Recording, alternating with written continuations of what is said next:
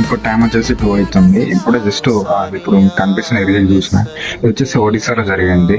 ఒక అతను ఇప్పుడు శవాన్ని ఎత్తుకొని వెళ్తాను కదా, అతను వచ్చేసి వాళ్ళ సిస్టర్ అకౌంట్ లో ఆయనకు వచ్చేసి 19,600 రూపీస్ ఉన్నాయి. ఆ డబ్బులు తీసుకుందామని బ్యాంక్కి వెళ్ళిండు. బ్యాంక్కి వెళ్తే వాళ్ళు అడిగారు కదా అకౌంట్ హోల్డర్ తీసుకొస్తేనే మేము పైసలు ఇస్తామంటే, అతను చనిపోయిన చెల్లె దగ్గరికి శవం దగ్గరికి వెళ్ళి ఆ శవాన్ని మొత్తం తోమి అందులో నుంచి అస్థిపంజరాలు ఉంటాయి కదా అది తీసుకొని మరి బ్యాంక్కి వెళ్ళాం.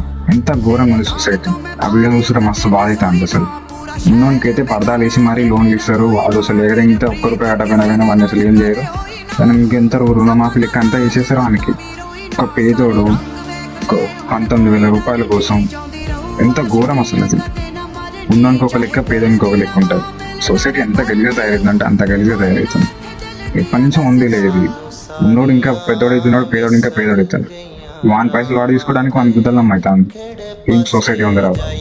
మస్తు బాధ అవుతుంది ఆ వీడియో చూస్తుంటే.